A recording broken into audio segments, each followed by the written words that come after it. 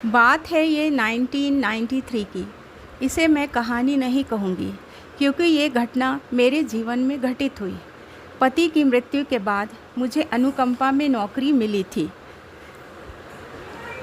मथुरा में मेरी नौकरी थी और झांसी के एक बैंक में मेरी फैमिली पेंशन। मैं हर तीसरे माह में अपनी पेंशन लेने मथुरा से झांसी जाया करती थी।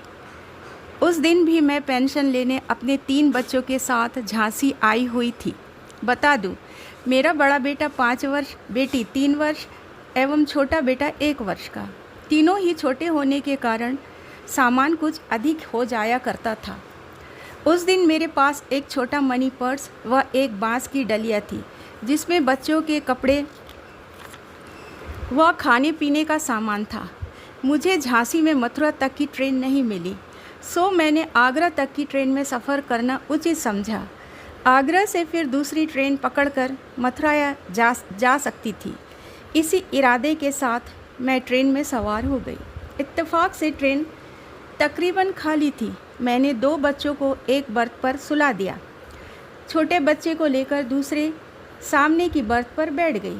सफ़र करते करते मुझे कब नींद आ गई पता नहीं चला। अचानक शोरगुल सुनकर आँख खुली।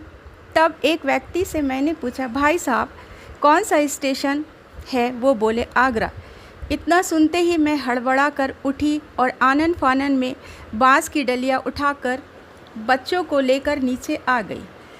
यहाँ मैं एक बात आपको बता दूँ, मैंने बैंक से रुपए 10,000 निकाले थे, सो उस मनी पर्स में थे जिसे मैंने कपड़ों के नीचे डलिया में रख दिया था।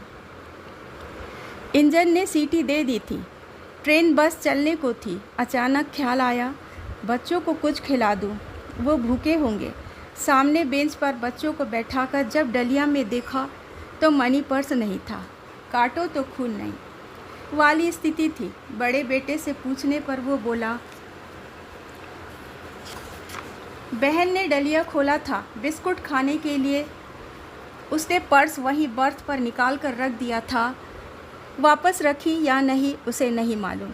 अब आंखों के सामने से गाड़ी ने रफ्तार पकड़ ली थी। मैं कुछ नहीं कर सकती थी। सिर पर हाथ रखकर रोने लगी, लेकिन तभी पीछे से मेरे कंधे के ऊपर से किसी ने वो मनी पर्स बढ़ाया और कहा, बहन ये पर्स आप ट्रेन में भूल आई थी। झपट कर पर्स छीना। तुरंत खोल कर देखा, पैसे रखे थे। पीछे मुड़ी तो सफ़ेद कपड़ों में एक सज्जन को भीड़ में गुम होते देखा। मैं अवाक उसे भीड़ में गुम होते देखती रही। चंद पल में ही वो भीड़ में ओझल हो गए। आज सोचती हूँ वो इंसान तो नहीं था, शायद वो भगवान ही थे जिन्होंने मेरी सहायता की। फिर एक पल में ओझल भी हो गए।